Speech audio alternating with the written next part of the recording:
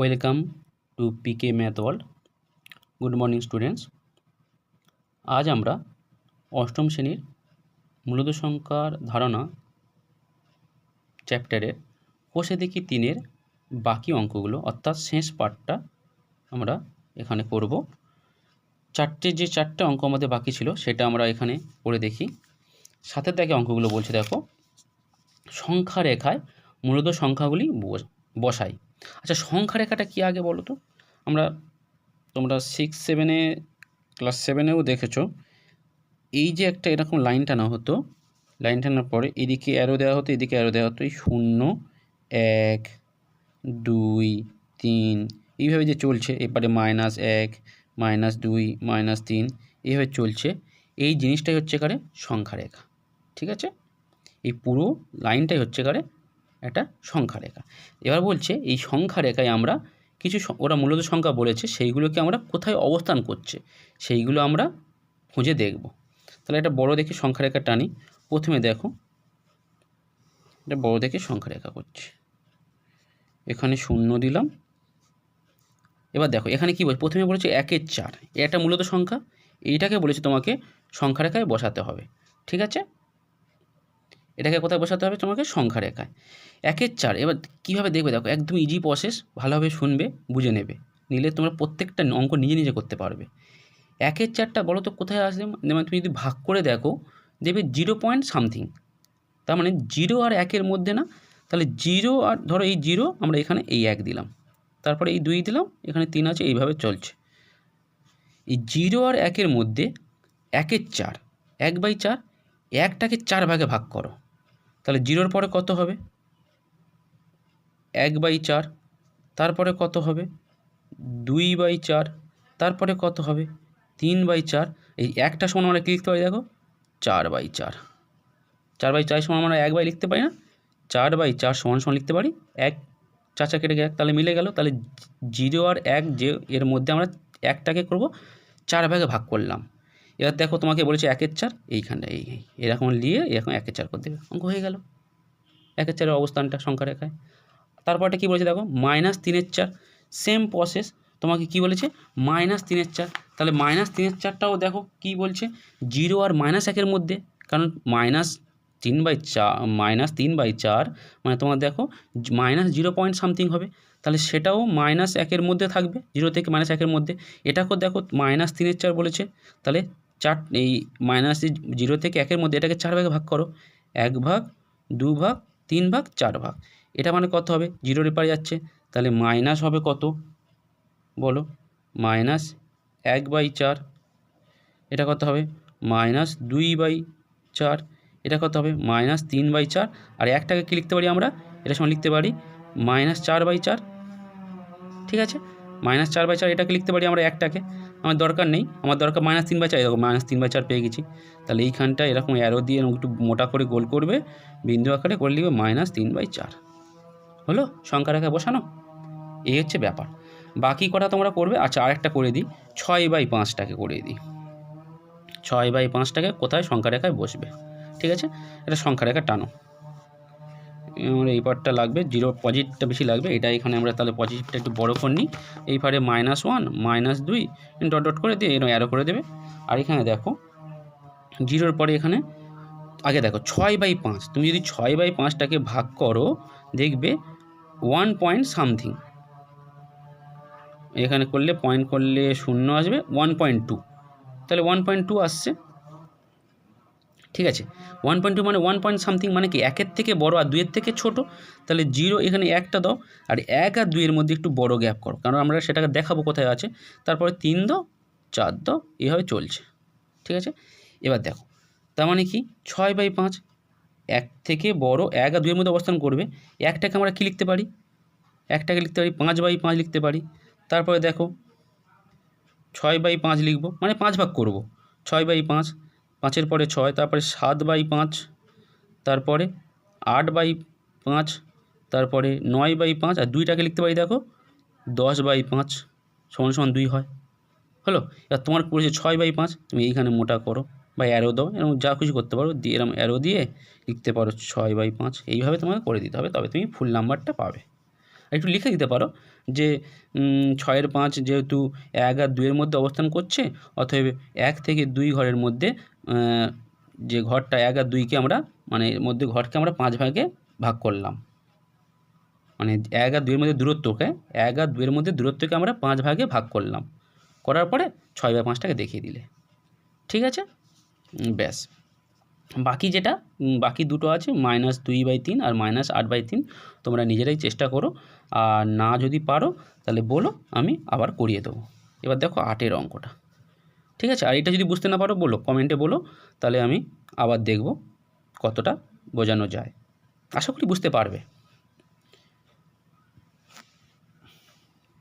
এবার দেখো বলেছে 4টি 8-এর থেকে অঙ্কটা বলছে 4টি মূলদ সংখ্যা লিখি যারা 1-এর থেকে বড় কিন্তু 2-এর থেকে ছোট।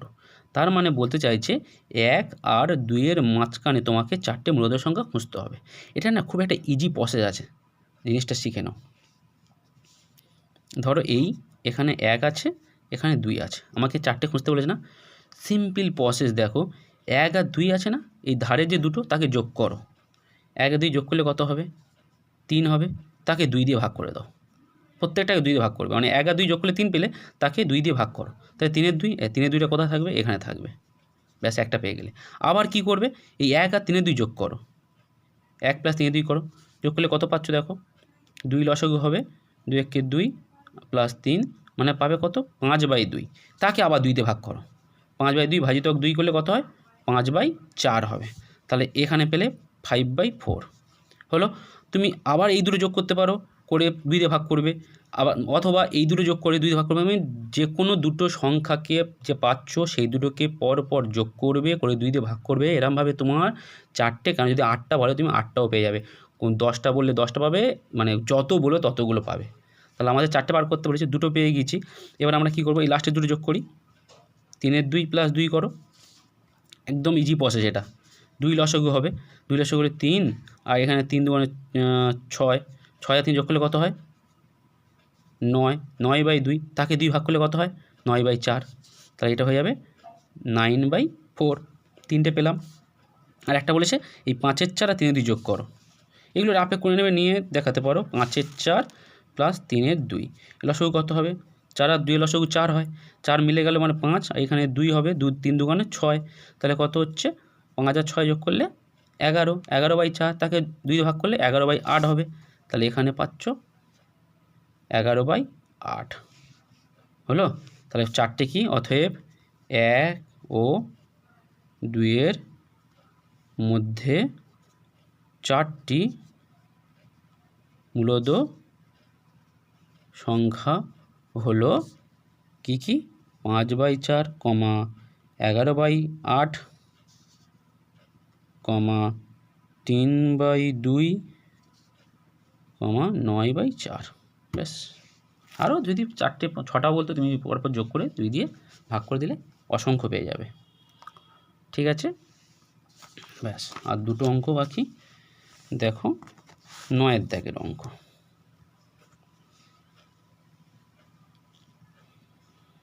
9-এর দাগের অঙ্কটা কী বলেছে? তোমাকে 9-এর দাগের অঙ্কটা বলেছে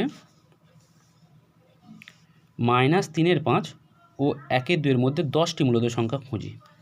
দেখো এই অঙ্কটা একটু অন্য নিয়মে করবো এবার। -3-এর 5 আর কি একটা বলেছে 1-এর 2, এর মধ্যে কটা খুঁজতে বলেছে? 10টা মূলদ সংখ্যা খুঁজতে বলেছে। এই অঙ্কগুলোর না, এই হরে কী আছে দেখো, এর 5 আছে আর এর হরে 2 আছে। এই হরটাকে বড় করবো, মানে হরটাকে বাড়াবো, কিন্তু যেন দুটো হর সেম হয় সেটা করব। দেখো আমি যদি 5-এর সঙ্গে 2 গুণ করলে 10 হয়, তাহলে আমি এখানে গুণ করব 5 × 2, কিন্তু এখানে তো এটা তো ব্যালেন্স হয়েছিল, তাহলে একে যদি 5 2 গুণ করি, একেও 2 গুণ করতে হবে। তাহলে -3 × 2 করলাম, করলে কত পেলে? -6/10 পাবো। এটাকে দেখো, তাহলে এটাও বললাম না কি হরগুলোকে সমান করব। তাহলে 2-এর সঙ্গে কত গুণ করতে হবে? 5। এখানেও 1-এর সঙ্গে 5 দিতে হবে, কারণ এ তো 1 ঠিক ছিল, এ বলবে তুমি একে দিচ্ছ, তাহলে এ তো কী দোষ করেছে, তার মানে এখানেও তোমাকে 5 গুণ করতে হবে, তবে ব্যালেন্সটা হবে। তাহলে এটা পেলে কত? 5/10। এবার দেখো -6 আর লব যখন হর দেখছো সমান হয়ে গেছে, এবার তুমি দেখবে যে -6 আর 5-এর মধ্যে কতগুলো সংখ্যা পাচ্ছ। তোমার কতবার করতে, 10টা বার করতে বলেছে। দেখো -6 থেকে যদি 5-এর দিকে এগিয়ে যাও, তাহলে -6-এর পরে কত পাচ্ছ, -6 মানে এইদিকে ডান দিকের দিকে কত পাবে, -5 -5 পাবে, তারপরে কত পাবে, -4 পাবে, -3 পাবে, -2 পাবে, তারপরে -1 পাবে, এরকম করে অনেকগুলো পেয়ে যাবে। দেখা যাক 10টা পাই কিনা। দেখা যাও -1 পাচ্ছ, তারপরে কত পাবে, 0 পাবে, তারপরে 1 পাবে, 2 পাবে, 3 পাবে, 4 পাবে, 5 পাবে। তাহলে দেখো পুরো 10টা পেয়ে যাচ্ছে, তাহলে অঙ্ক শেষ। তাহলে অতএব তুমি যেহেতু 10টা মূলদ সংখ্যা পেয়ে যাচ্ছ, অতএব তাহলে কী বলবে, -3-এর 5 ও হাফের মধ্যে 10টি মূলদ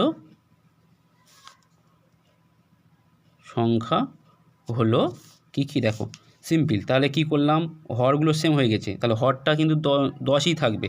তাহলে প্রথমটা হবে -5/10, তারপরটা হবে -4/10, তারপরটা -3/10, -2/10, -1/10, 0/10 মানে 0, 0/10 শূন্যই লিখে দাও 0, তারপরে 1/10, 2/10, 3/10, 4/0 সামথিং করতে পারি, সমান 0 হয়। PQ কী ছিল মূলদ সংখ্যায়, PQটা পূর্ণ সংখ্যা হবে। দেখো 0 একটা পূর্ণ সংখ্যা, 1ও একটা পূর্ণ সংখ্যা, আর কী ছিল নিচেরটা 0 হবে না, তাহলে সেটাই হচ্ছে মূলদ সংখ্যা। তাহলে 0 কিন্তু একটা মূলদ সংখ্যা, ওটা পার্ট 1-এ আছে, যদি কেউ না বুঝতে পারো ওখানে ডিটেলসে বলেছিলাম, দেখে নেবে। এইভাবে 10টা মূলদ সংখ্যা, আর এটাগুলো কাটাকাটি করা যায়, এখন কাটাকাটি না করলেও হয়, আর যদি কাটাকাটি কেউ করতে চাও কাটাকাটি করে বসাতে পারো সিম্পলিফাই করে, ঠিক আছে। 9টা তাহলে হয়ে গেল, বুঝতে পারলে। তাহলে আরেকবার বলে দিই কী করতে হবে। এই এরকম অঙ্ক পড়লে আগের নিয়মটা দেখলে, যখন আমার মতে যখন দেখবে একটা হোল নাম্বার দেওয়া আছে, মানে 1, 2, তার মধ্যে বলছে মূলদ সংখ্যা খোঁজো, তখন ওইভাবে করবে, যোগ করে 2 দিয়ে ভাগ। আর যখন এই ভগ্নাংশ দিয়ে বলছে তুমি মূলদ সংখ্যা খোঁজো, তখন হচ্ছে সবথেকে বেস্ট প্রসেস হচ্ছে কারে এই হরগুলোকে সমান করা। এই হরগুলোকে সমান করে তার মাঝখানে যেগুলো দেওয়া হয় সেগুলো পেয়ে যাবে। এবার 10-এর দাগে অঙ্ক দেখো, লাস্ট অঙ্ক আমাদের 10-এর দাগে। 10-এর দাগে 3টে অঙ্ক আছে, সে সেম অঙ্ক দেখো, একই জিনিস বলেছে। 1-এর 3 আর 3-এর 5-এর মধ্যে 5টা করে মূলদ সংখ্যা খুঁজতে বলেছে, 5টা করে মূলদ সংখ্যা আমাকে খুঁজতে বলেছে, ঠিক আছে। আচ্ছা 10 এর দাগেরটা তোমাদের বইয়ে দেখবে সংকেত দেওয়া আছে, মানে ওই যে ওরা ওই হরটাকে 30 করেছে, ঠিক আছে। তাই একটু বলে দিই কী করে করলো।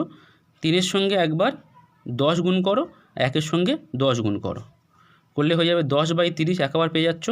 আর এখানে দেখো 5-এর সঙ্গে কত গুণ করলে 30 পাবে, 5 ছক 30, আর 3-এর সঙ্গে সেই 6 গুণ করতে হবে, তাহলে হয়ে যাবে 18/30। 10 থেকে 18-এর মধ্যে আবার কোন সংখ্যা নেবে, 5টা সংখ্যা বলছে 5টা, তাহলে নেবে 11/30, 12/30। তাহলে কী হবে 5টা মূলদ সংখ্যা কী হবে এর মধ্যে, 11/30, 12/30, 13/30, আর এখানে 14/30। কেউ 15/30 লিখতে পারো, কেউ 16/30 লিখতে পারো, যা খুশি। এখানে 5টা বলেছে, 5টা নিয়ে নিলাম, ঠিক আছে। কেউ যদি বলতে যে স্যার এখানে যদি আমি 15 মিল করতাম, মানে ঘরগুলো, তাহলে 1-এর 3 এটা সমান হতো 1 × 5 আর 3 × 5, তাহলে 5/15, আর এক্ষেত্রে হতো 3/5 সমান 3 × 3 আর 5 × 3, তাহলে 9/15 হতো। কিন্তু এখানে দেখো 5টা পাবে কি, তোমাদের 5টা মূলদ সংখ্যা বার করতে পারছি। তুমি এখানে কত পাবে, 5 থেকে 9 পর্যন্ত কত গ্যাপ আছে, 6, 7, 8, মানে 3টে মাত্র মূলদ সংখ্যা পাবে, 3টি পাবে, ঠিক আছে। 3টে মাত্র মূলদ সংখ্যা পাবে, তো 3টে তো আমার হবে না, 5টা বলেছে, ওই জন্য হরটাকে আরও বাড়ালাম, ঠিক আছে। এই হচ্ছে নিয়ম। তাহলে তোমরা বিটটা দেখো, এটা করা ছিল তবু বলে দিলাম। বিটটা কি বলছে, 1-এর 4 আর কি বলেছে হাফ। 1-এর 4 হাফ কী করবে, দেখো 4-এর সঙ্গে তুমি গুণ করো 8,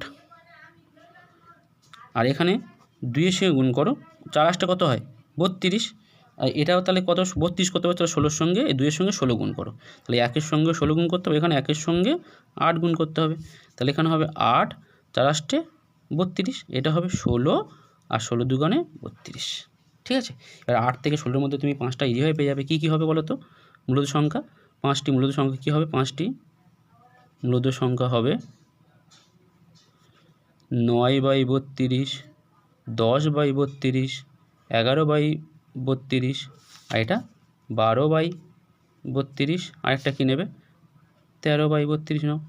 এগুলো কাটাকাটি করলে হবে, কাটাকাটি করতে পারো, নাও করতে পারো, এইভাবে রাখলেও হবে। ঠিক আছে, বুঝতে পারলে? তাহলে তোমাদের একটাই কাজ দিলাম, শীত দাগেরটা -4/3, আর এটা 3/7। এর কী করবে? এটা করলেই তোমাদের শেষ হয়ে যাবে। আশা করি তোমরা করতে পারবে, আর যদি না পারো তাহলে আমাকে বলো, আমি এটাকে করে দেবো।